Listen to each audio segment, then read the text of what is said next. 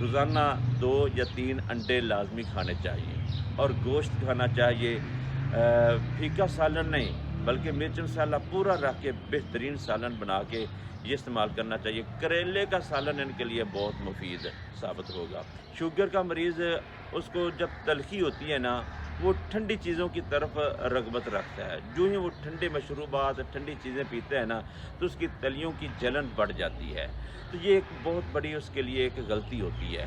تو اگر تو اس طرح کا کوئی مریض ہے، شوگر کا مریض ہے، یا جس کا وجود بھاری بھرکم ہے، یا جس کا بلڈ پریشر لو رہتا ہے، تو جسم کا ایک حصہ ٹھنڈا اور جسم کا ایک حصہ گرم، یا بیک وقت سارا جسم ٹھنڈا ٹھنڈا، یا جسم پر ٹھنڈے ٹھنڈے پسینے آتے ہیں، تو ان لوگوں کے پیروں کی تلیوں میں اگر جلن ہوتی ہے تو ان کو ناشتے میں روزانہ 2 یا 3 انڈے لازمی کھانے چاہیے اور گوشت کھانا چاہیے۔ پھیکا سالن نہیں بلکہ مرچ مسالہ پورا رکھ کے بہترین سالن بنا کے یہ استعمال کرنا چاہیے۔ کریلے کا سالن ان کے لیے بہت مفید ثابت ہوگا۔ اور دوسرا، تلیوں کی جلن کا احساس ہوتا ہے گرمی کی وجہ سے۔ عموماً نیند بے چینی کی ہوتی ہے، پیشاب میں جلن ہوتی ہے، پیٹ میں مروڑ لگے رہتے ہیں، اور کوئی معمولی سی گرم چیز کھانے سے بھی پاؤں کی تلیاں جلنا شروع ہو جاتی ہیں۔ تو حتیٰ کہ ایسا مریض جب کھانا کھانے لگتا ہے نا، ادھر سے روٹی کھا رہا ہوتا ہے اور ساتھ پیروں کے اندر جلن بہت محسوس کر رہا ہوتا ہے۔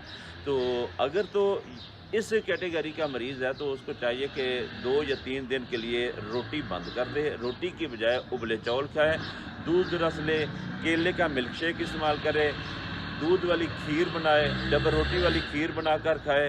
مراد یہ کہ اس طرح کی نرم چیزیں استعمال کریں، دودھ والی چیزیں استعمال کریں، تو پھل فروٹ استعمال کریں، گرم پھلوں سے پرہیز رکھے، ڈرائی فروٹ سے پرہیز رکھے، ٹھنڈی چیزوں کا احساس، ٹھنڈی چیزوں کا استعمال زیادہ ہو، اور سونف 1 چمچ، سبز الائچی 3 عدد، یہ 2 چیزوں کا 1 کپ قہوہ تیار کر لے، تو یہ دن میں 2 یا 3 مرتبہ استعمال کرنے سے فائدہ ہوگا۔